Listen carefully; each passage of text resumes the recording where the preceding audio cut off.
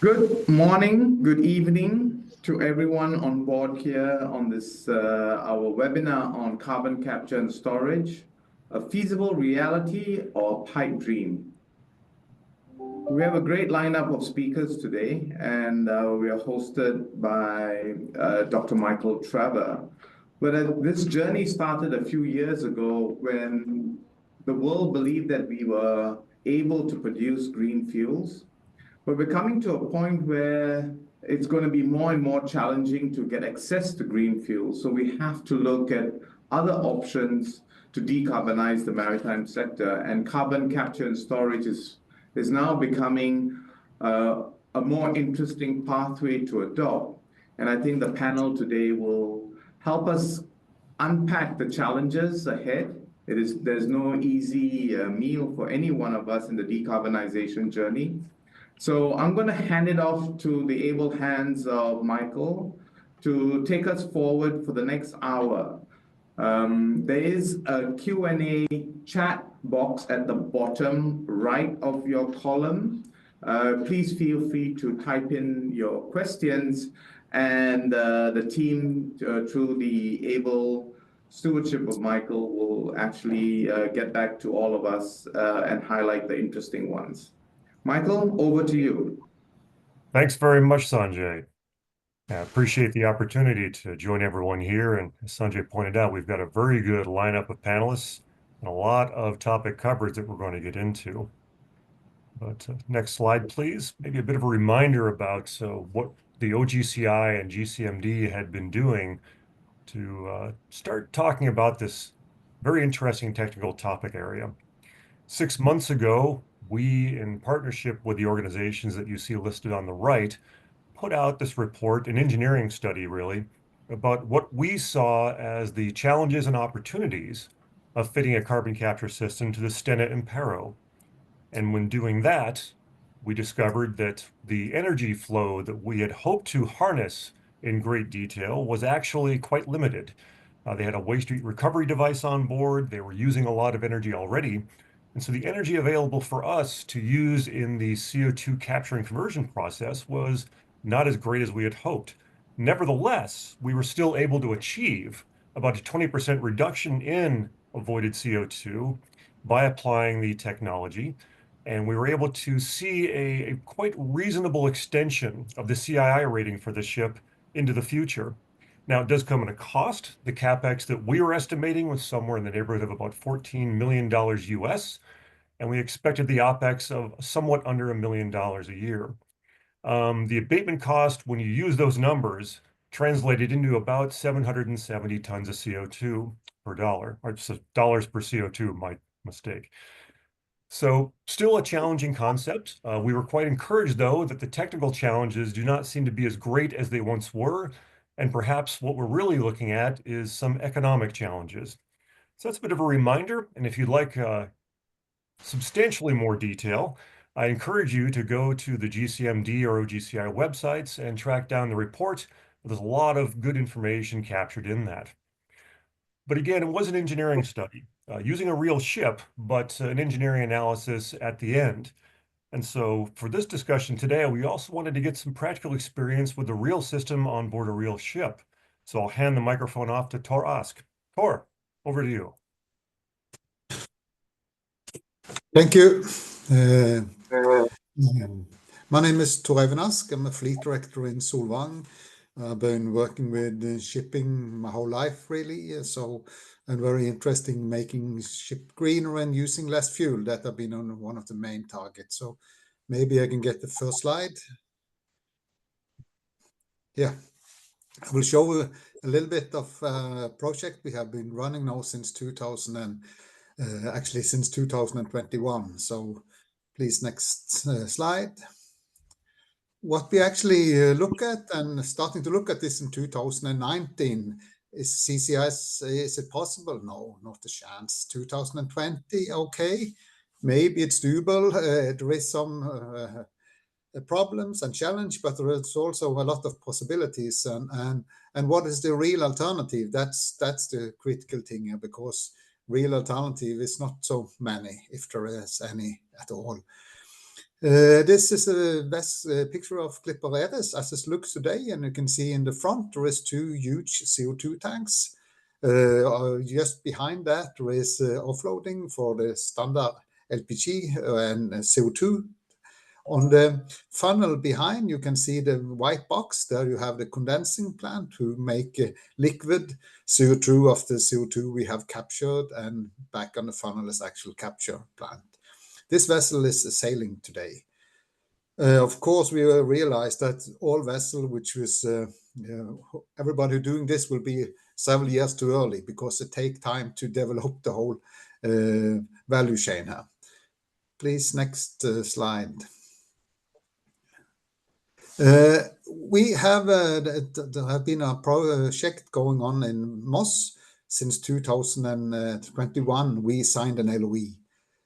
Our plan was to install the CCS plant in Q4 2024, but we actually started to install electrostat filter in Q4 2023. And what the goal with this project was, we should demonstrate that actually possible to do this and get real experience of operation of a plant on board in a vessel, energy consumption, cost, capex, opex, maintenance requirement, and also input to the flag state and EMO, because to get it into regulation. And the last but not least is to find possible receivers of the captured CO2 we have on the tank. So we have been working in parallel with all this. And next slide, please. We have a discussion with the yard up to 2023, and in Seatrim in Singapore, and with a feasibility study and getting everything into place, basic detailed engineering in beginning of 2024, procurement of the additional equipment, prefabrication, and the vessel arrived the yard in November 2024. The installation take a little bit longer time than we expected, but the vessel was left yard in the middle of February 2025, and the gas the system is now under commissioning and testing. So next slide, please. You can see there's actually a block which is 4 meters in wide, 8 meter high, and 11.6 meter deep, where you have the absorption plant and all the equipment which is needed to do this. So there's now this thing take place, and it is to get it on board in a vessel, you need to rethink, I assume. Next slide. Yeah, okay, that's the last one. The vessel is now on the way to Europe. We have been sailing and testing since she left Singapore, and we are very optimistic. The system is capturing CO2, and we have some small issues, as there always will be. So, but all in all, we are very optimistic. Thank you. Great, thank you, Tor. I think, as you pointed out, some of the challenges are integrating the system and building it into place on the ship. And we've got a great representation from the shipyard. So Anis Hussain, please introduce yourself and give us some thoughts. Thank you, Michael. Good morning, good afternoon, good evening to everyone. It's been a pleasure being on this panel. My name is Anis Hussain, and I'm a senior technology consultant at the Seatrim. Have been involved in projects that Tor mentioned. And also, Michael mentioned about this remarkable project in which we were part of.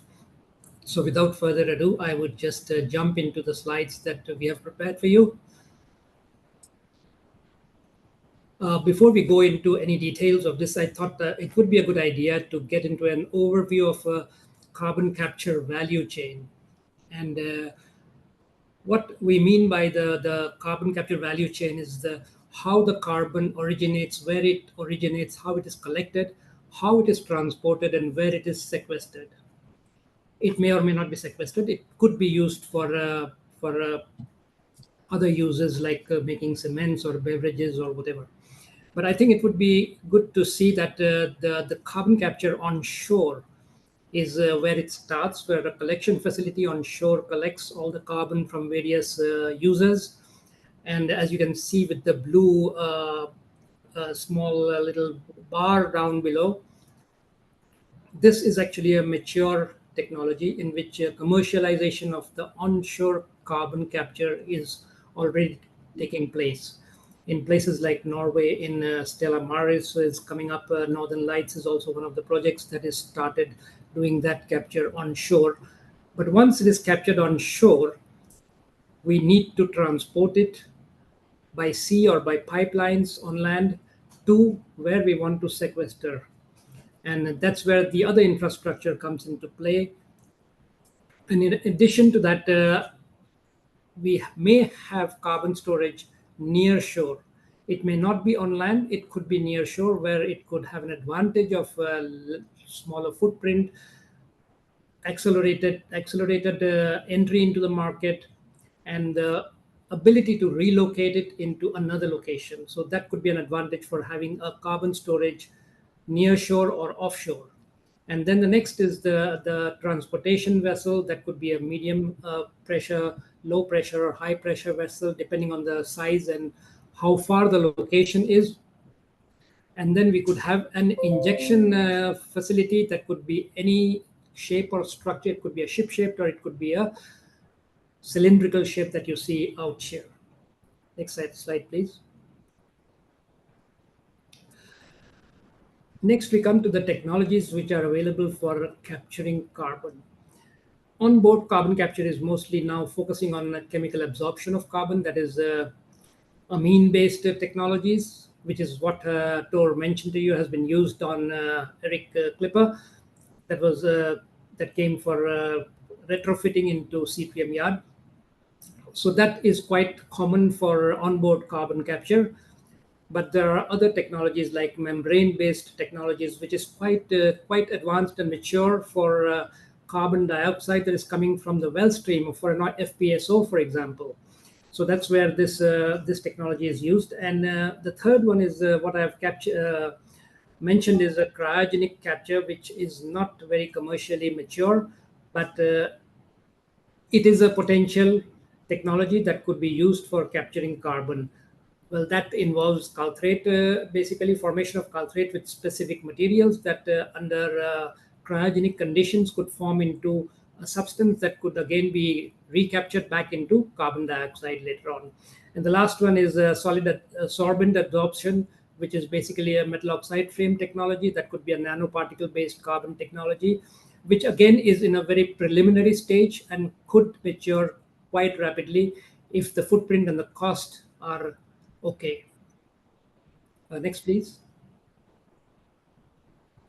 These are some of the projects that we have mentioned, we have been involved in. First was Remarkable, like what Sanjay and Michael started off with, in which we carried out the design studies for Remarkable project. And what Michael has mentioned about the cost part of it, about $770 per ton of carbon capture. And then the next one is what Tor has mentioned about the Clipper Eris, the Solvang vessel that was in our yard for retrofitting. We were involved in the basic design and the detailed design for this project. The next one that is coming to our yard is Nexus Victoria. And that is actually based on a slightly different technology in which the carbon dioxide is not liquefied, but the liquid amine is taken off. So it's a different business model in the sense that the carbon dioxide liquefaction and storage infrastructure is not mature worldwide. So this could be an option for the ship owners to offload their carbon in the form of amine, which could be repurified and brought back into the ship, recycled back into the ship. So next slide, please. What we have done is we have actually, after having done the vessel for Solvang, we have developed our own technology based on the technology company we have a share in Norway, which is Aragon, and we've called it Sierra. So that's a combination of Cetrium and Aragon, basically. So we have developed different modules for carbon capture based on that amine-based technology. which you can see here for different sizes of vessels, different engine sizes, and it's essentially what Tor has taken you through. Excuse me.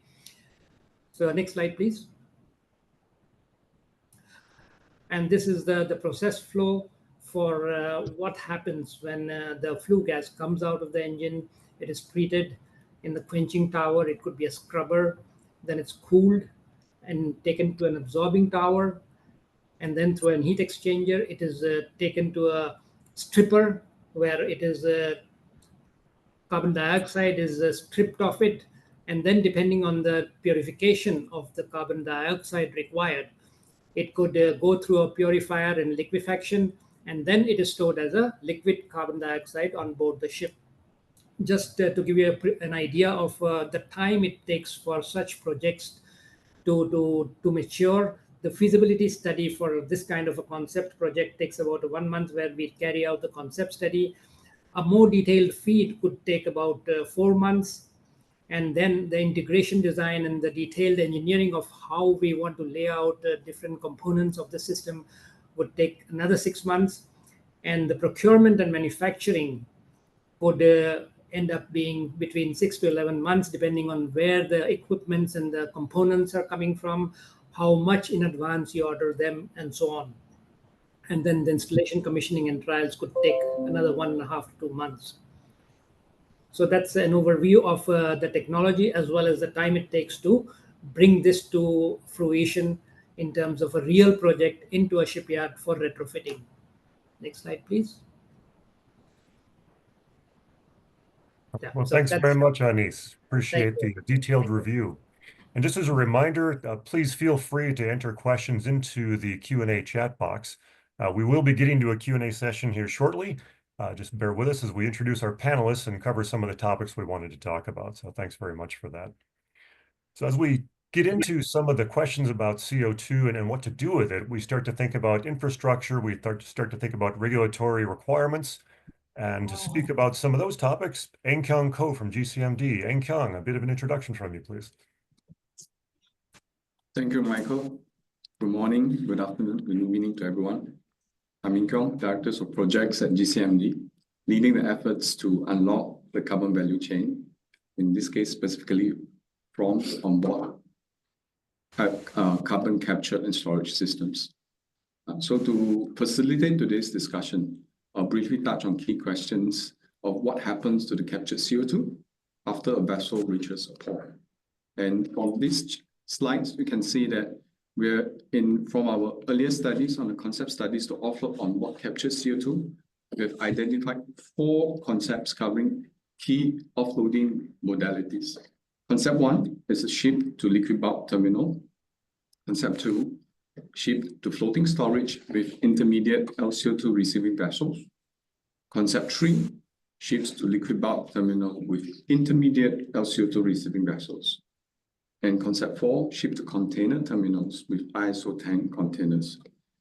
We found concept 2 and concept 3 to be the most promising for deployment at scale, but that require high capex and opex.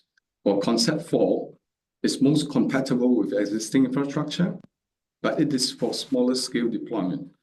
And concept 1, you can say it's very simple, straightforward compared to 2 and 3, but that will be constrained by available jetties. So for the handling of captured CO2, it is best in the liquid phase with no major operational risk for crew operators.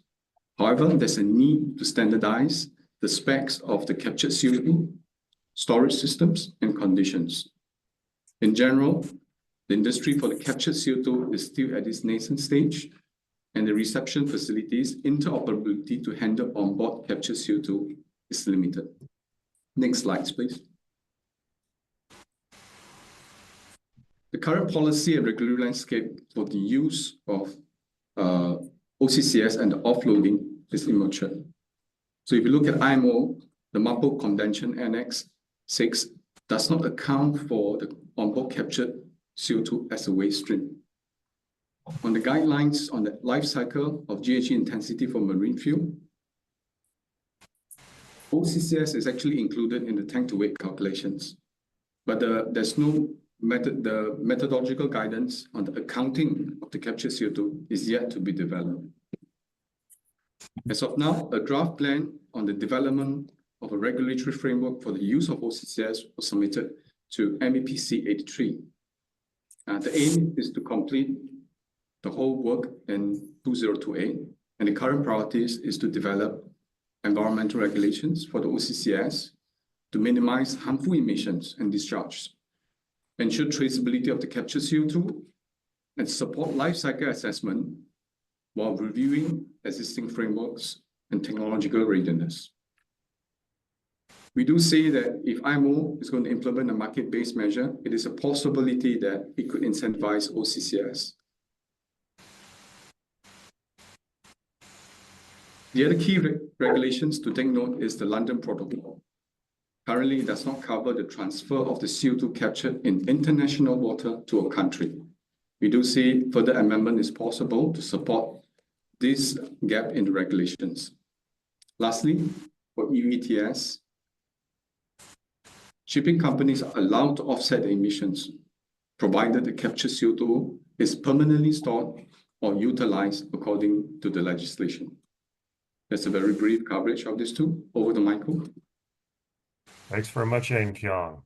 And as we talk about infrastructure and what to do with the CO2 once it's on board the ship and where a ship owner is going to take it, I think we have a very strong presence from the ports. So from the Port of Rotterdam, Francois Vandenbrink. Francois, please, an introduction. Thank you very much, Michael. And good morning, good afternoon to everyone. Very happy to be here. Also to give the view of a port. And I think that's important as well because for the offloading and for the whole infrastructure, a port is very much of relevancy. I'm working at the Port of Rotterdam, as being said, the division Harbour Master, maybe also to be said, that's the public part of the Port of Rotterdam. And there I'm responsible for the program manager of the energy transition. So looking everything that needs to be done with regard to the energy transition, I always say a little bit more ship-based, water-based, and everything that needs to be in place for the energy transition, looking at the future. So next slide, please. So I'm going to give you a little bit of a bird's eye view of the port perspective on the onboard carbon capture. And next slide, please. So as being said already in the beginning, also by you, Michael, if we look at the future, of course, also we are very much aware that a lot of things can be done with regard to going into zero emission, what needs to be done, and different aspects can be done in that. It was a report from DNV having this information. And as you also see, is energy efficiency is also a very important aspect with regard to the decarbonization for the shipping industry. But also very important is, of course, the energy sources. But as being said as well is, will it be enough with regard to, of course, the energy sources that are available and given the reduction with regard to the decarbonization. But very important, beside that is also to look in other possibilities in going towards the zero emission with the EU and also with the international aims we go to objectives. And carbon capture is one of the options with regard to that as well. So also we, from a port perspective, are looking into what would it mean with regard to the shipping industry, but specifically what does it mean for a port and how to prepare for that. So next slide, please. So if we look at the infrastructure, and it's also being mentioned where to go to with the CO2, and that's very important as well, of course. What we see is, yes, the vessels will arrive to our port. The offloading will take place, but also we receive, of course, also CO2 from the inland. That's what you see with this DSC pipeline system. So that will come to our ports, and then what to do with it. So that's being looked at, and hopefully you also are aware of the aspect that the Port of Rotterdam is looking into, and not only the Port of Rotterdam, of course, together with a lot of other stakeholders, what are the possibilities. So we've been looking at what are the possibilities with regard to sequestration. You see already we mentioned Portos. That is a project at this moment under development, and for the future we also have the Aramis, and those are offshore store facilities.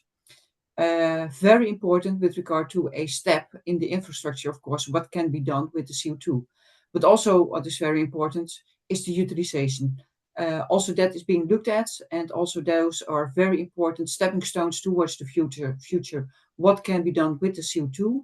And maybe also to be mentioned, utilization can also, of course, be done in relation to the whole shipping industry. For example, if we look at biomethanol, you use the biomethanol, but the biomethanol is and also, for example, e-methanol or e-LNG, CO2 is a very important aspect there as well and can be used. So how good it would be to create a circular economy to say, okay, what you use on a ship with regard to the fuel, you need some CO2 there as well. If you could use in this circular economy the CO2 that is being captured and you use it again for the production of the new fuels, I think that would be a very good step towards the future, making good use of the CO2. So I think also for infrastructure, very important. And then how to create that, how to create hubs for that. We'll come back to that later as well. Then you go to the handling in a port, as being mentioned as well already, several ways to handle it in a port, the ship-to-ship transfer, intermediates LCO2, the barge operation. You see a picture of that, and then to ship-to-shore transfer of the liquid CO2, and very probably also a purification step will be needed because of, it was already being mentioned as well, what are the specs with regard to how to deal further on with the CO2. So next slide, please. Pictures already being shown as well, but very important to our port as well, because if you have this infrastructure, for example, towards an LCO2 receiving vessel, the barge, but also with regard to the LCO2 receiving vessel, then having the offloading towards the shore, could be done in a pipeline, could be done in a storage facility. But very important, and I would like to raise it absolutely here, and it's good that it's also being mentioned already by Enkyong, is that it's very important if you want this infrastructure to know what is it. Because if it is going to be considered as a waste, or if it is going to be considered as a non-waste, that means absolutely something for the infrastructure. Because if it is going to be considered as a waste, you go into a different kind of regulatory regime. Because then you have to look at what is needed and what is required from a waste aspect. And if you look at to be considered as a non-waste, it has a different kind of regime. For example, otherwise, if it is going to be a waste, you have to look at the regime of the waste collecting, and it's really different. And in my opinion, I'm also looking at myself as a personal opinion, it's very much of relevancy also to have that on the agenda with regard to regulation, because in my perception also it is needed that the moment you enter your port, if it would be the port of Rotterdam, but also another ports, you have to be aware what it is and what kind of regime is of relevancy with that specific country, in this case also the specific port. And that needs to be clear, because you do not want to have to go through the assessment in that specific port, because that will take time. So in my opinion, it needs to be clear from a very early start how to deal with that. And that's also meaning how to deal with that and what can be done with that from an infrastructural aspect. I think important to be said. Well, also you see is therefore a lot of interest is there from stakeholders, and specifically also mentioned, of course, stakeholders we see of relevancy, also with regard to the barges that are needed, but also very important the regulatory regime, and then so also on a national level, but also on a very regional level. It all needs preparedness to make it possible with regard to the onboard carbon capture and the offloading, and where to go to under the right regime with your CO2. So next slide, please. I already mentioned it. I think it's important also to realize that if you have the CO2, if you have the offloading, if you have the storage, not everywhere it can be stored. So it needs to be also clear, what does it mean for that infrastructure? Because if you would like to store it, what are the possibilities?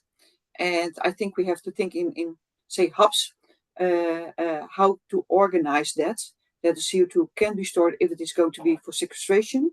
Of course, then you have to look at where can that be done, but also for with regard to the utilization, how to then have the infrastructure in place to make sure that the CO2 is going to the right places. So need for a global deployment, offloading, sequestration, utilization. Structures are needed for that, supportive and aligned with regard to regulation, ports, IMO, EU, and key ports have potential to transmit large amount of CO2 from shipping. But ports may be considered fostering build-up CO2 logistics infrastructure to support this onboard carbon capture. And very important, regional ports have the potential as a collection hub, for example, for the liquefied CO2, all to be in place with regard to CO2 and regulation. So we got to the last slide. The look and view from a port role. Of course, the infrastructure development, very much of importance. Facilitate the liquid CO2 collection, because here we talk about relatively small emitters, because ships are small emitters. How to deal with that from an infrastructural point of view. Then with regard to the sequestration and utilization opportunities from a port perspective. And of course, to end with the advocacy and supportive of the aligned local, national and international legislative regulatory framework to make this happen. So that was my last wordings, and thank you very much. Thanks very much, all, for those great introductions and the very relevant I topics. cannot hear you, Michael. Sorry, am I not coming through?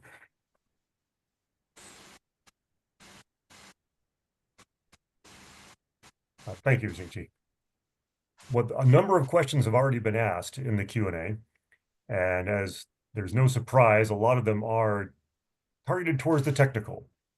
So, Tor, perhaps you can provide some insights into what you were seeing as far as the capture rates you were able to achieve on the ship, and maybe some of the challenges that you saw firsthand as you got the ship launched and started to get some experience with the system.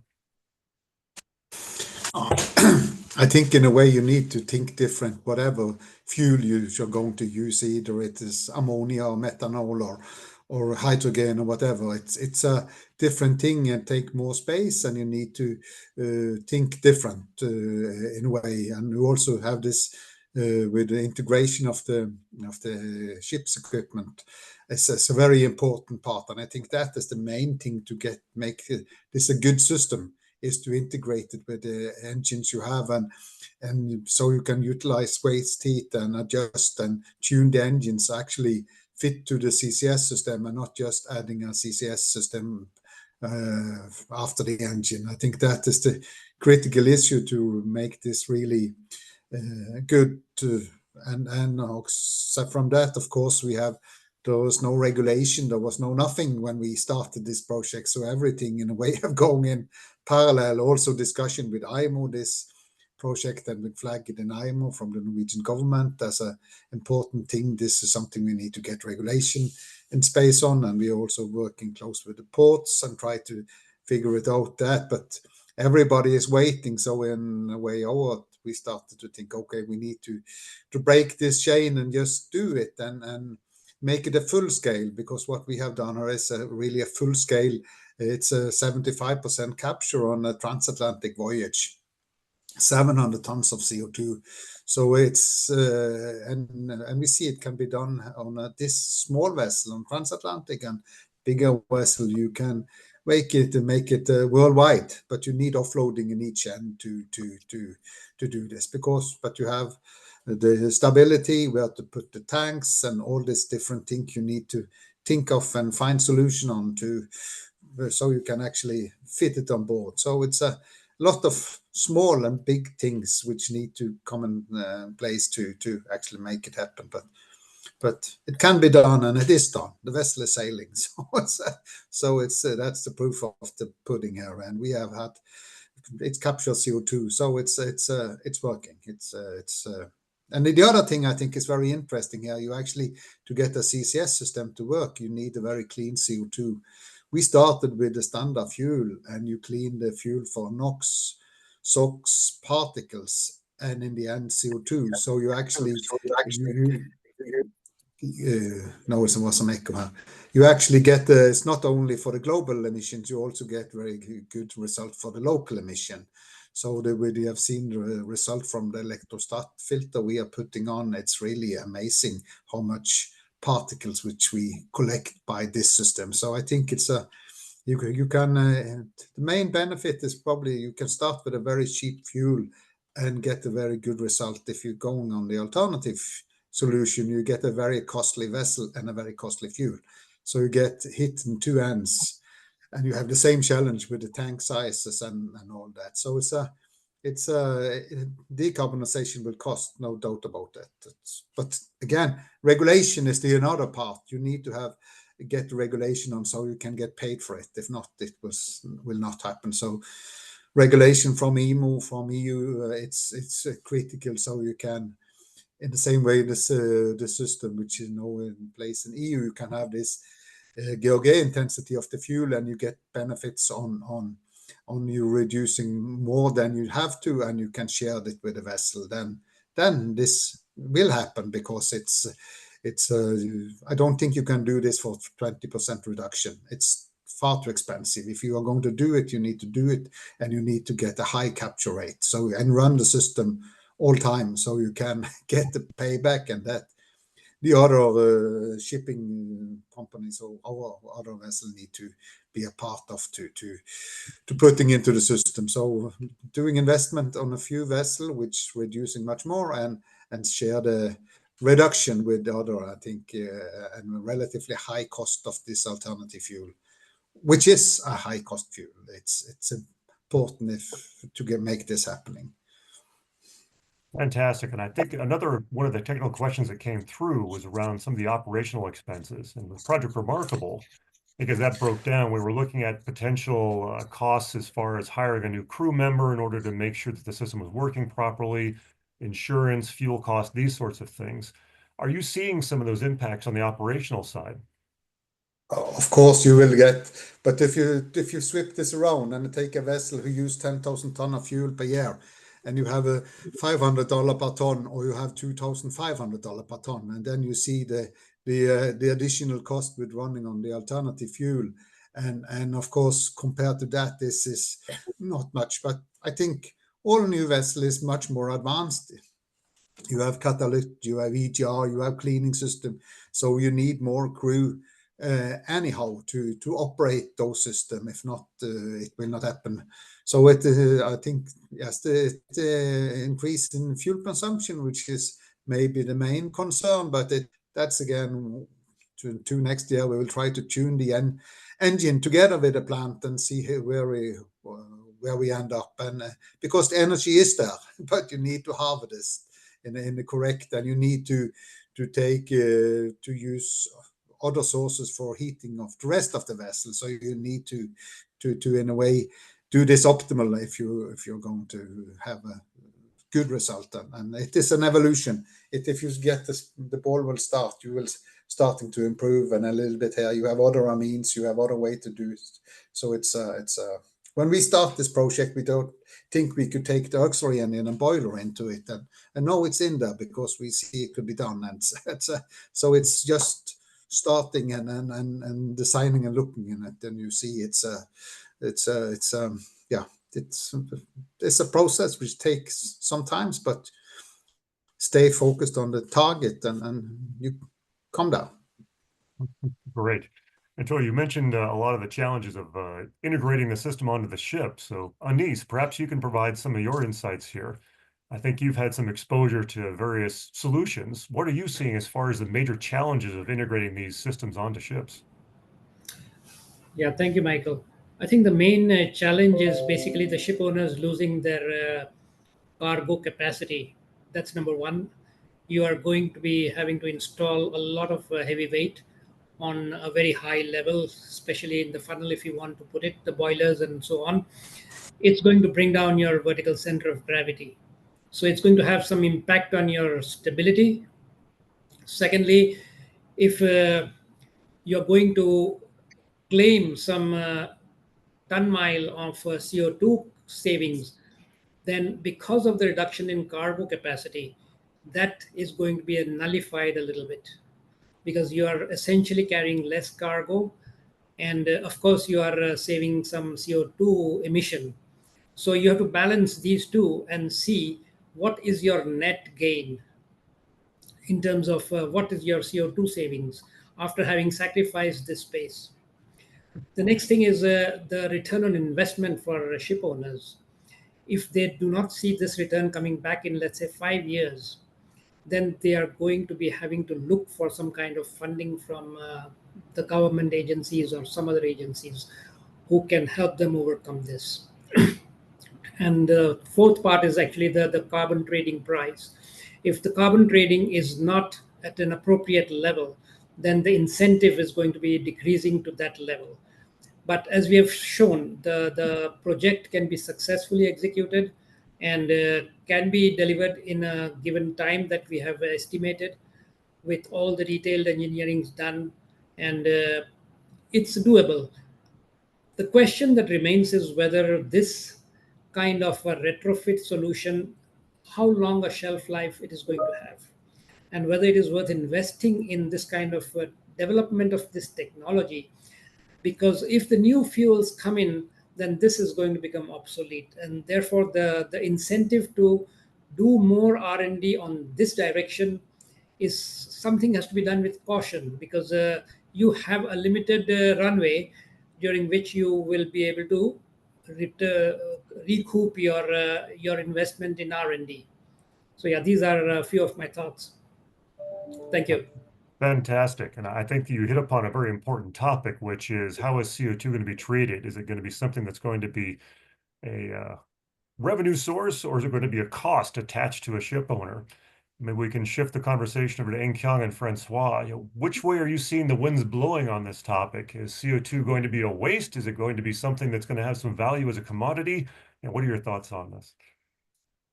Very good question. I think it's not up to me to say something about it, but I will say something about it from a port perspective, and I think that's important. What I also already mentioned is well, we've been involved in several discussions already, and what you see it's very important really in this phase to have the good conversations, beside of course with regard to what does it mean with regard to revenue, the ETS, etc., because it's also very important that you have your assurance with regard to this aspect. What does it mean? Because if it is going to be considered as a waste, you could have additional, also say, call it fees to it. But also, if it is a product, you have to be assured that also then every aspect need to be in place. For example, if it is going to be considered as a non-waste, if it can be used for utilization, for example, but also depending on how it is being looked at with regard to sequestration, you also have to look in what does it mean, for example, with regard to customs. How then will it be considered? So it's really a discussion that needs to take place on beforehand, because all those aspects need to be assured also with regard to your business case. What does it mean? And it's not up to us to make this business case, but we would like to at least say, please look into that, because it's really of importance that if you enter a port, that you absolutely are assured how to deal with it with regard to all those aspects.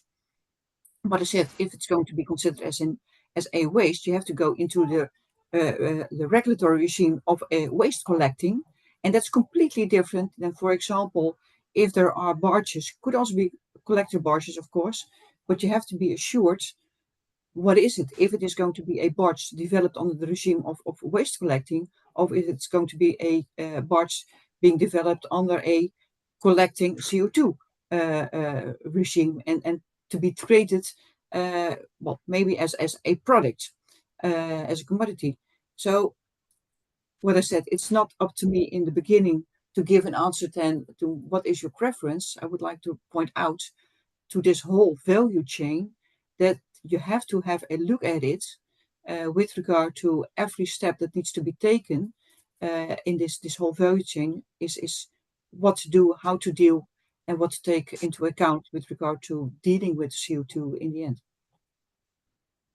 Maybe I can chime in here. I think I recall a few years ago when we started off the subject of CO2 as a waste or a feedstock for subsequent processes. We did say that it must be based on a science, technical, fair assessment. So we asked ourselves, what is the difference between the CO2 when you say it's a waste or a feedstock? I think, is it because of the impurities, or is it just because of the labeling? So if I can process my captured CO2 to be as good as a food grade, then do you still call it a waste and throw it away? So I think there is a way around, I believe, that if we can look at it very objectively and say there's no difference, it's just a matter of how we label it, then my preference will be that captured CO2 should go to utilization where it has economic value. As much as there are many regulatory hurdles and the way you handle it, I believe all this can be overcome, because it's going to be really a waste to throw away a captured CO2 that's equally as good as a food grade, or it can be reutilized. And I think, as Francois said just now, that the world is lacking CO2, biogenic, good source for e-fuels, for whatever manufacturing. Why don't we reuse it? Because you have to pay someone to throw that waste away. And ship owner would not like to pay more in addition to a very high capex and opex operation. They would like to get that return. So I believe it can be seen by just looking at the quality of the CO2 and to then assess whether it's a waste or feedstock. This is a suggestion, of course, for the people of concern to look into. Yeah, maybe to respond from my side, I tend to agree absolutely. Though I would like to emphasize it needs to be looked into, because it could be that based on specifications, for example, that you say, okay, we know for sure that the specifications are on a, call it, feedstock grade, but then also it's very important that there is reliance, I would say, from the governments, could be local, could be regional, could be national, that the specifications could be the basis, the right basis, with regarding how to deal with it. Because also there are regulations in place, for example, the EVOA with regard to waste, that needs, well, that it's there. So you have to do something with it. And that could be also from a MARPOL aspect, for example, to have some inclusion in it. What it could be, how should it be considered to pave the way? I do not have the answers, but it needs to be looked into. Because you have to have that discussion on beforehand, preferably on an international or European level, how to consider it. And then maybe the specs could be the basics for the discussion, but it needs to be done before it's going to upscale with regard to how to deal with the CO2. And because you do not want to run into those discussions at a phase that you have the equipment there, you have the technology there, you would like to go to the sequestration or the utilization, you need to have that on beforehand. And I'm sorry, I'm really saying that from a port perspective, because the moment you enter a port, you don't want to have that discussion. It needs to be clear. Well, very good. And I think that the question of ports is obviously a very important one. And certainly in the Project Remarkable, one of the concerns was, where do we take the CO2 once it's on the ship? And I think this is coming up in the Q&A session here. So Tor, as you were looking at this problem, and when you consider tramping vessels and the challenge they might have in how they offload CO2 and where they're going to do it, what are the first ways of tackling this problem? How did you set about finding a route or a means of offloading the CO2 from the ship? Actually, we are working with it at the moment together with the ports, and we are not quite sure yet. It's I think nobody will actually start this either, because before somebody can show that you have some CO2 to deliver.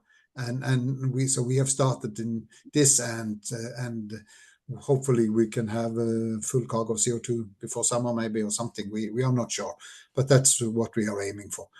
So that's, of course, is a question we were working very hard with now, when we are own people in a company who are dealing with port and try to sort out that. But I want to revert a little bit of the CO2. I think we have to realize that all new solutions need more space, take more space. If you don't do it right, you will reduce cargo capacity on the vessel. That's what it is like. And we have not lost any cargo capacities on Clipper Ares, and we have also plans for new building. We are not losing, but you get a bigger draft and you get another vessel. But that will be, as I said, and I really emphasize, that will be if you have methanol or you have ammonia, whatever, hydrogen, whatever, you have this zero emission fuels, you get more weight and you get one. Yeah, it will be another vessel. And so we believe that CCS is not the short-term solution. Its solution could be there for forever, because if you capture the CO2 and make a new air fuel, to me, we just continue the circle and combine with biofuel and put that into the ground. You actually have a negative system, which actually you get paid in two ends. So this have a huge potential if you can get it to run in an efficient way and with the fuel consumption we actually look at now. So this is not the short-time solution. This could be for as long as we can foresee. That's for sure. But you need to rethink. You need the vessel will look different, but that will be the case for all. And maybe you've touched on an interesting question, which is the relative value of a new build using a system like this and a retrofit. And Anis, you may have some unique insight into this. Have you been able to evaluate some of the challenges or benefits to a ship owner on looking at a retrofit versus a new build? One of the drawbacks for a retrofit is the amount of, as I mentioned, the weight loss, which you have not planned for in the original hull, and especially the vertical center of gravity. And the second one is actually the heat balance calculations. If you have some spare waste heat in your engine, well and good, you will be able to use that for carbon capture. But if you have to cut down on the fuel to your engine, then it's probably going to lead to loss of speed for your ship, and you have to evaluate how much loss in speed you are going to take to accommodate this. And for a new building, obviously, you can plan all this and take the power consumption into account and plan accordingly. The hull size, the engine size, etc. So that's mainly the difference between the new building and the retrofit. In the retrofit, you have limited space, you have limited power and the heat balance. So those can be taken into consideration for a new building. And I'm glad to hear Tor saying that this is going to be a long-term solution. And you can use for eLNG and everything, you can use carbon capture. Yes, I do agree with that, that if you're going to use the carbon-based fuel in future, which are renewable fuels or new fuels which are carbon-based, then definitely this is a solution that can be used for a long term.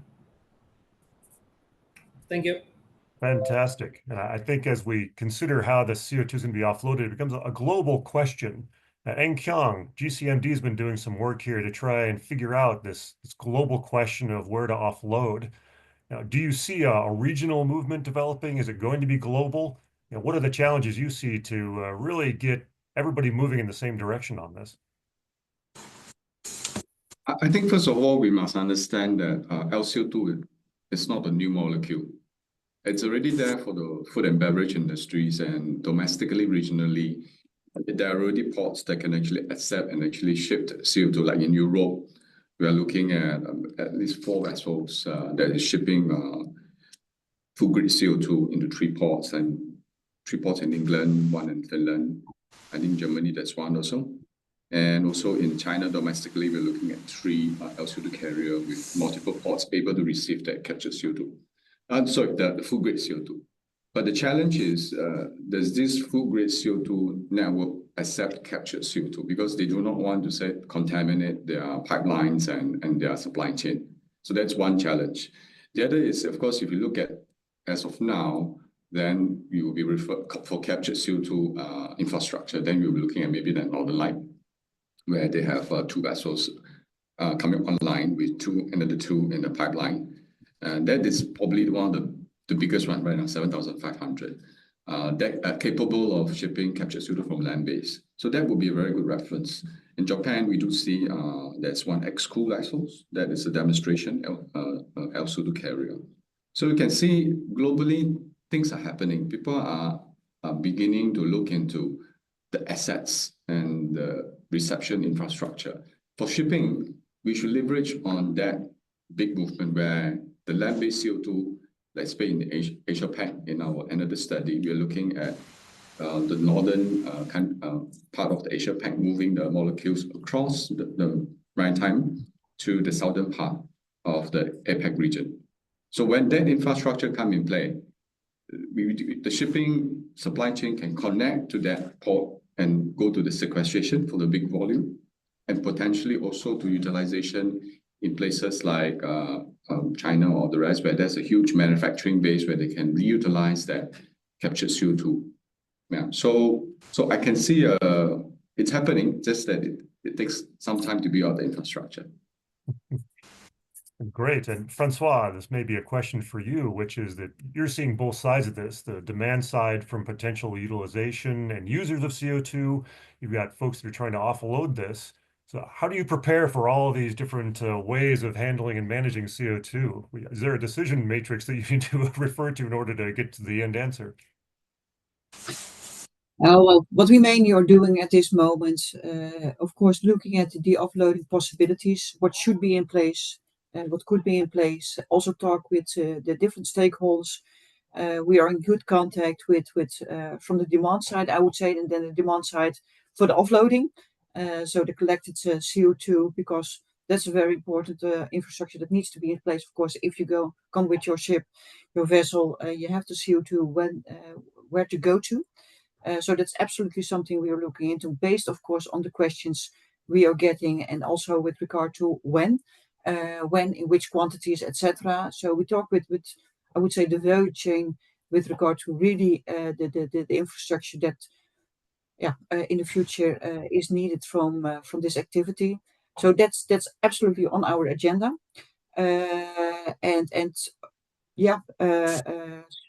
we are preparing based on all the information we are getting from this development from our stakeholders. But of course, it's still at the stage that we say we need to have all the information. It needs to be in place, and what is needed for that. But it's absolutely on the agenda of the Port of Rotterdam. Right. I just have a comment also. Go ahead. Yes. Comment. Of course, we are gas tankers. We offload the gas, liquid gas, the whole time. It's our job and what the vessel are doing. So our dream, of course, if you see this is working as we think, we should do it at the same terminal as we take the other gas we offloading and just another pipe. But that's for gas tankers, not for all vessels. But that's, of course, will be a brilliant solution for a vessel like our vessel. So it's but for us, this liquid CO2 is just another gas as we transport. We have propane, butane, ammonia, whatever. This is gas like this, cold gas. We need to take it, do the precaution you should do, and then it's okay to do it. Yeah. Yes, maybe also to respond from an infrastructural aspect is I already mentioned it also with the short presentation. Is if you look at the CO2 and you compare it, for example, industrial CO2 that's being captured, I've also on my picture there was a pipeline with regard to CO2. Also, we're expecting CO2 barges from the inland. The aspect with regard to receiving the vessels with the CO2, which are relatively small quantities. It needs to be assured how to have that in place. For example, and I think that's also a little bit what you were referring to. It could be by barges, and they are going to take up the smaller quantities of the vessels, and then to look into the infrastructure that is needed to offload that again, or at a storage capacity facility, or towards where it can be injected into a pipeline towards sequestration possibilities. But that is really to be looked into, especially also, for example, you have the offloading. Maybe that needs to be looked into. The specs are an important aspect, being said before. Purification may be needed, storing capacity, yes, probably needed, and then to how to get it to the injection possibilities. So that is really something that we are looking at. How can that be in place? What I said, together with the stakeholders. So it is a little bit, yes, it is already there. The commodity of CO2 is already there, but there is a new view on it, how to deal with that, because, well, all these stepping stones, you have to take that into consideration with regard to the infrastructure that is needed. Just a comment on that also. Go ahead, Tor. It's just, of course, shipping cannot do this alone. You have to do it together with the land-based industry and the other one who's doing that. If not, there's not a chance. You need to hook up on the same system as them, and this is just adding more volume to the system. And that is crucial that this happen and is looked together with the other CO2 flow which is coming. Yeah, and on that so yes, point, the stakeholders also in the port need to be prepared, and good contacts with them is needed for that as well. yeah, I think we've seen some questions in the Q&A about overall investment needed for all this infrastructure. And Tor, do you see this falling squarely on the shoulders of the ship owners? Do you see it emerging as more of a shared cost with the industries? How do you see that cost evolving over time? And is that something that you see some areas that might evolve in the future? I think, of course, it will be a cost which end up on the end user in the end. There's no other place to put it, and that's the cost of decarbonization. And I think it's decarbonization is quite expensive, but this is one of the cheapest way we can decarbonize. That's I'm really sure of. So it will be expensive, but and the cost need to be split up. I think the ship owner have to take the cost on the vessel, together also some support probably in the beginning to get this up and running. But of course the land-based side of that will be a common cost for everybody who is putting CO2 into that. And I think it's a need to be shared, but because this is costly. But again, what is the alternative? Building an ammonia fueled vessel is extremely costly. That we know. We have been building a hydrogen fuel that cannot electric. So it's the benefit with this is that we actually have the fuel, we have the technology, we are quite sure it will work, and we need this last piece of the puzzle in place with the offloading, and also of course the regulation for sharing the cost for the ship owner take this investment, because that is you cannot invest in this and reduce 5% or 10% or whatever. That will not work. You need to, if you do a huge investment in a plant, you need to run it full power and share the cost of that with other. But then also we will get the total decarbonization and reduction. So actually this will IMO and everybody, we will reach the target by doing it this.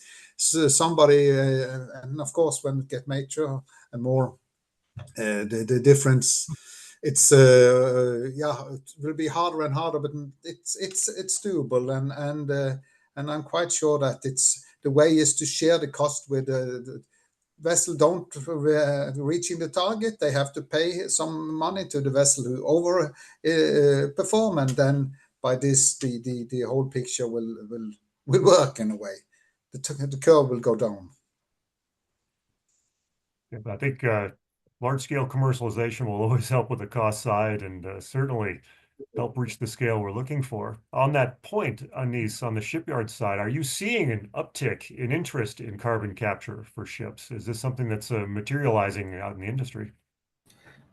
Yes, Michael, carbon capture inquiries keep coming to us, and with the success of Solvang vessel, I think the interest has actually ticked up quite a lot, because people have seen the success operating in the marketplace, and the commercialization. What Solvang has shown is that this is a pilot project, and that pilot project, people have been watching the success of it, And once they see that it is successful, not only technically but also commercially, then they would jump into it. And we do see increase in this kind of inquiries coming to us. And the question is, how much can we optimize it in terms of space, in terms of weight, and in terms of the energy, that efficiency that we can bring to the table with the carbon capture. And if we can come with an alternative to amine-based system, and I believe a lot of people are trying this alternative kind of technology, then there could be another the step jump in terms of interest for the ship owners. And we're also seeing a lot of questions regarding the type of fuel to use. In particular, LNG has become, I think, a focus of questions in the Q&A. Do you see any major challenges with LNG? Certainly, the Everlong project has been concluding recently, and they've been showing some good results. So what are your thoughts on fuel and carbon capture together? Anis, Tor, either one of you, if you got some thoughts on this.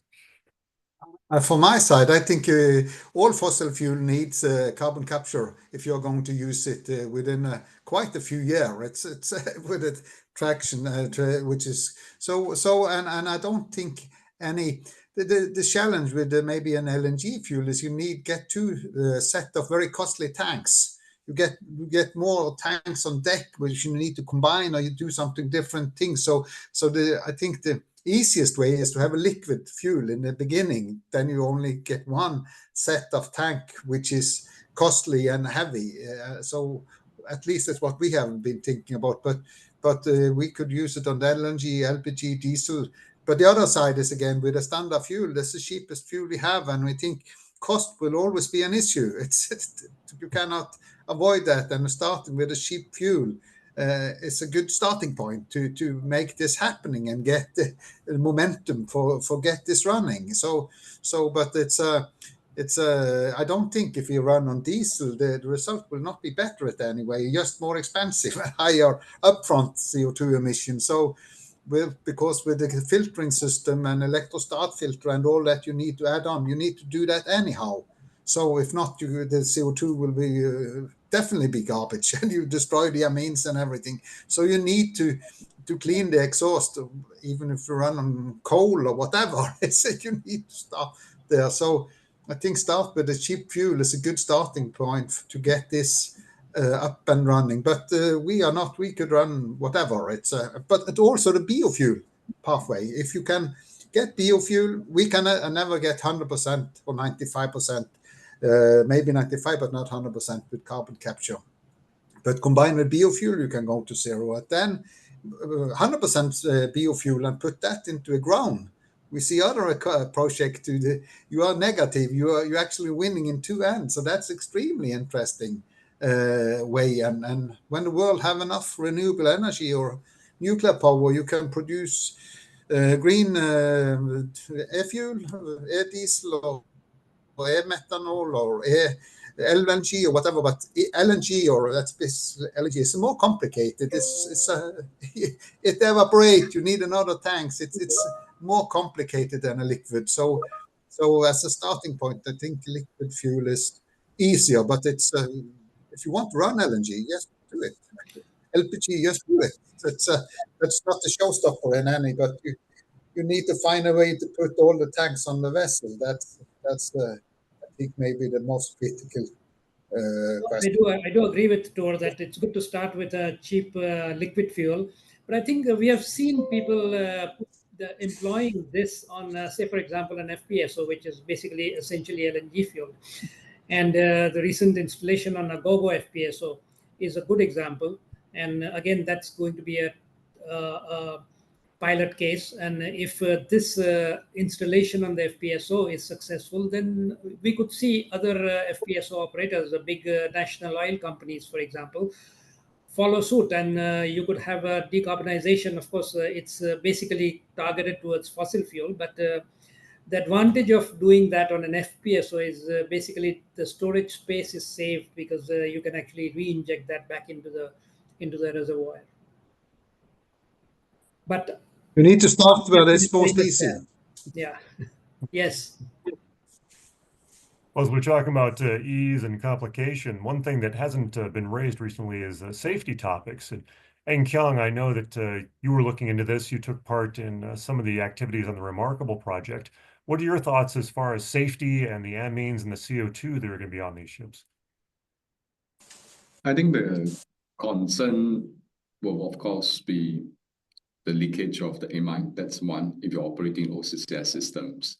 And also the containment of the liquefied CO2, especially when you have impurities that you need to manage so that you keep the system stable. That too is one of the bigger risks that we see. The other thing is probably not so much mentioned, but we do think it's also equally important, is the complexity of the system, where you need people who are familiar in operating such a plant to be properly trained before they can operate the OCCS systems. So I think these are a few that is actually being highlighted in the Remarkable system. But can I also add that in the our LCO2 offloading, we have also looked into the safety standards, especially you say that it's already there, but what's there to be reinvented? It's not there. It's actually similar, but not exactly for OCCS.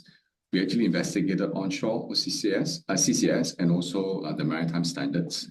A lot of it is actually not readily available for liquefied CO2 or offloading, but you can actually adapt them rather than to start from scratch and whether there's no standards.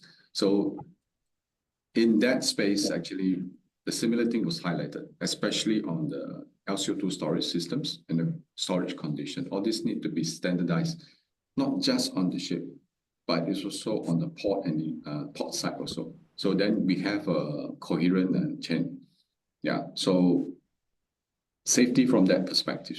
Yeah.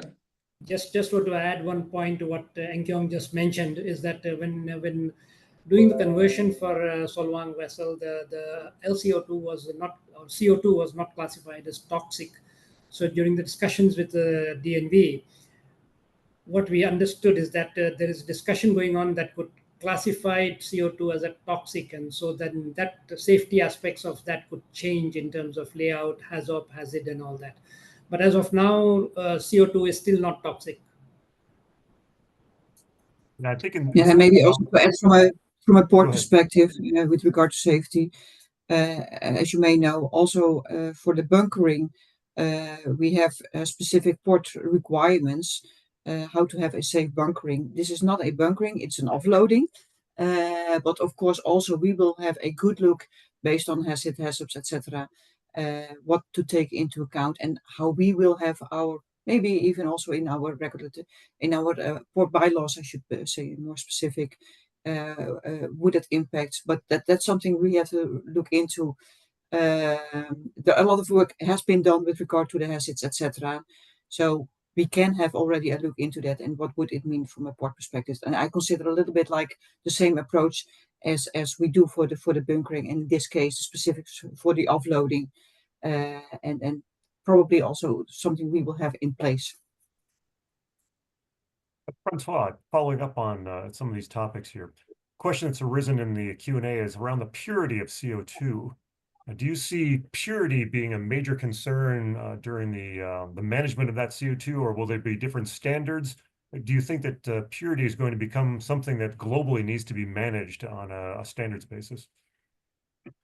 Could very well be. We discussed it before, of course, also today with regard to the specifications, the purity. What we know is that if you look at the sequestration possibilities, they have their own specs. And I think it would be good to have a discussion, and that's not up to me because I'm not in charge with regard to the sequestration options, but I think it would be of relevancy for this whole value chain again to look into what kind of specs then are there already in place, would be in place for the future also with the other sequestration options, and how to look at that, because I can imagine that if you have a vessel and you sail from A to B and maybe to C and to D, and you have to have the offloading at several ports with their specifics with regard to sequestration options, the specs then are of importance. And I think it would be good to start up a discussion whether there could be some harmonization, because in my opinion, that would be very much more of efficiency also for the vessels to know what is the harmonized spec to make sure that the CO2 can be offloaded in a port, dependency on where it will go to.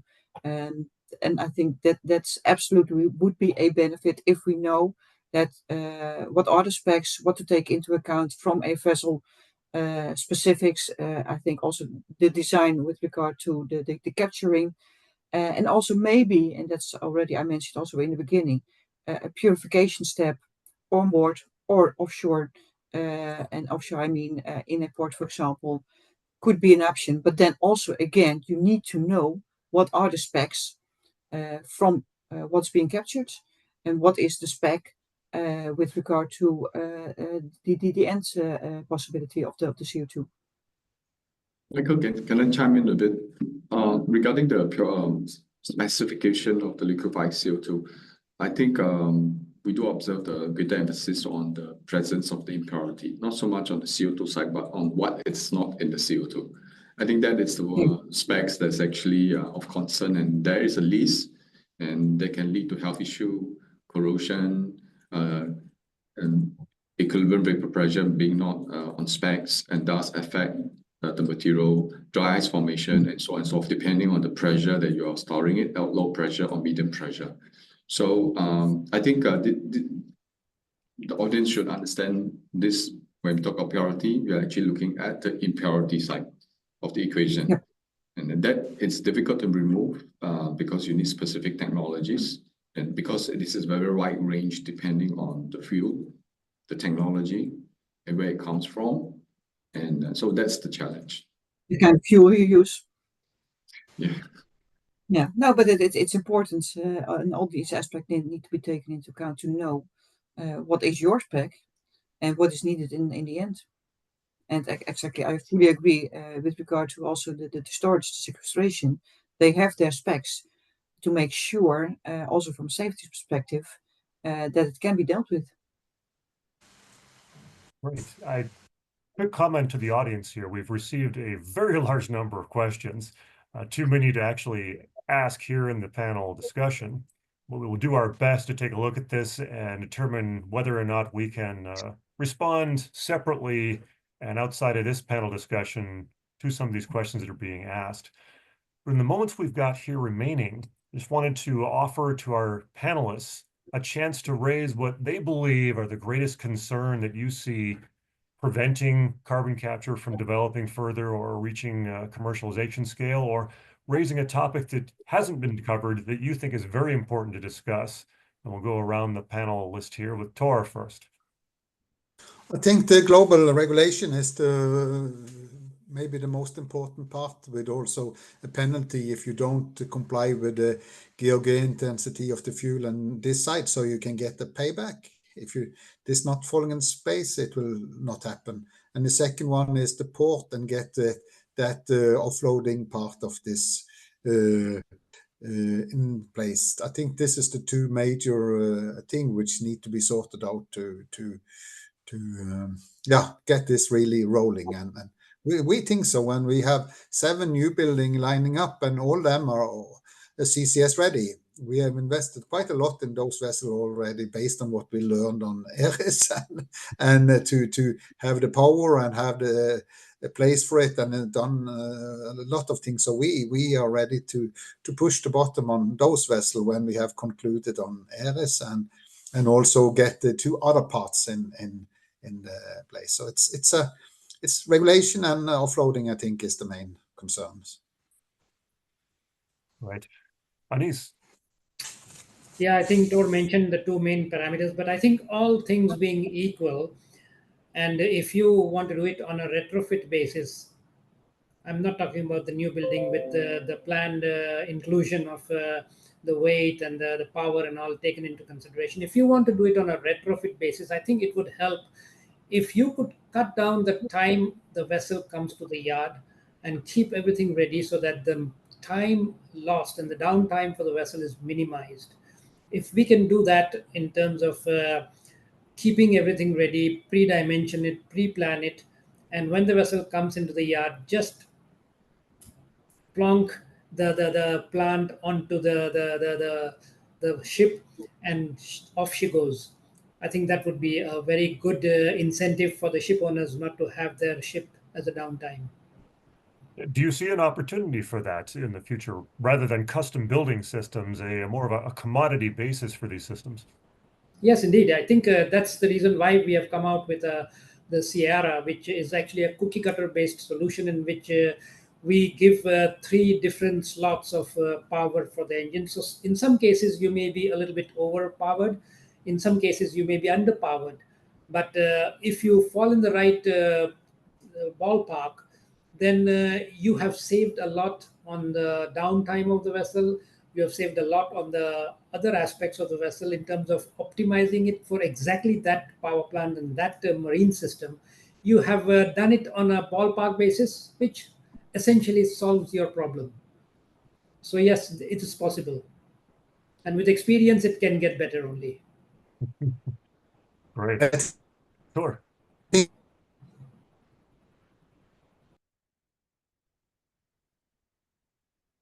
I think we may be experiencing some technical difficulties on Tor's side. I have a comment more there. It's because this system, yeah, I think it is. I think it's freezed. I don't know. Tor, I think you're back. Okay. So, Yeah, okay. I think it's in a way on a vessel. We have a lot of different systems. We have engine system, boiler system, cooling system. So this is in a way more of systems we already have. And so it's not anything magic here. It's more of system which work in a little bit other way, but technically it's a system we are in a way used to deal with, and the crew are used to our crew are used to deal with. But then the combination here is new, and of course there's more equipment which need to be maintained and all that. So we need more people, that's for sure. But it's not something magic. It's a system which is already are in use on board. great. And Kyung, any topics of concern that you didn't hear raised, or major barriers you see? Traceability of the captured CO2, and therefore leading to the accounting and life cycle assessment. I think we know that in the marine field, there's a LCA guideline, and I mentioned just now that the OCCS is included in the tank to weight equation. Now, with the adoption of well to wake, what happened to the OCCS eventual saving? I mean the emission saving from a GHG perspectives, and also what happens after you offload it all the way to the well, depending on how far you send and what is the final destination of the captured CO2.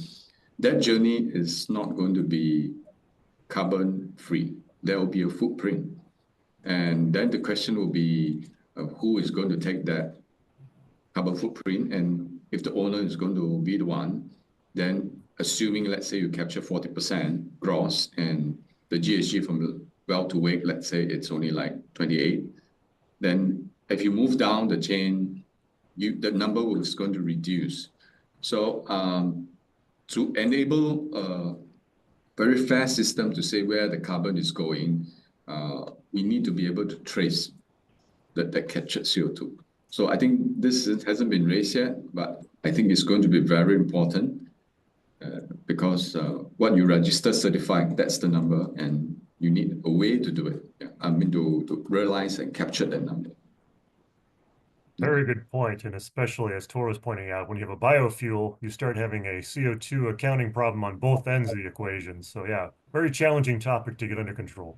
Yeah. Francois, what do you see as the major challenges, or any other topics you'd like to raise?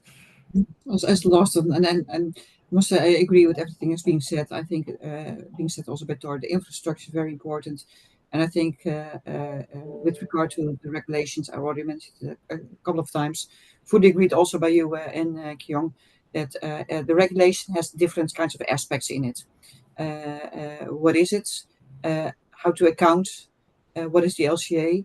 And if I would like to summarize that, it's, I think also here we have the topics, but it is very important. That's the point I would like to add on, is the working together. This is a full value chain, And this needs working together to make sure that on an international level, all the aspects are addressed or appointed where they should be, and to make sure that the challenges we still see are on the right tables, to have the right discussions, and to make sure that the value chain with the challenges we're still facing need to be taken up and can be done in the right way, at the right place, at the right moment. That if we have the upscaling, that we have a good value chain together. Excellent. I think by the volume of questions we received, we could easily have extended this panel discussion for another hour or two. But I want to thank all of our panelists for the very engaging discussion. I really appreciate your expertise and point of view. So again, thanks very much for taking part with us today. And Bye. Sanjay, I believe it's over to you for some concluding remarks. Thank you very much. Thank you, Michael. Thank you, Tor, Francois, Anis, and Ekyong for a very informative panel discussion. I think at the end of the day, when we're trying to look for decarbonization solutions, carbon capture on board these vessels are not standalone. I mean, I think it's been emphasized that it is a system, part of a larger ecosystem that needs to come together, and all the handshakes have to work. And I think the major thing about the port readiness is the interoperability of both standards of the CO2, the connecting hoses, and the operational guidelines, so vessels have ease of offloading the CO2 wherever they go, and that interoperability needs to be established as well. But thank you again, and for all of you who hung on for the last 90 minutes, really appreciate your stamina on this interesting topic. GCMD and our partners will continue to bring topical subjects to the fore for discussion. Ekyong didn't mention it, but he's got another publication in the pipeline coming out around LCAs, and please do look out for it when it does come out. And we'll see you again at the next CO2 or any other topical webinar that's ahead. Till then, keep safe and keep the decarbonization fire burning despite what's happening in the world. Let's stay the course of doing the right thing for all of us. Good evening. Good evening. Thank you. Bye-bye. Bye-bye. Bye. Bye.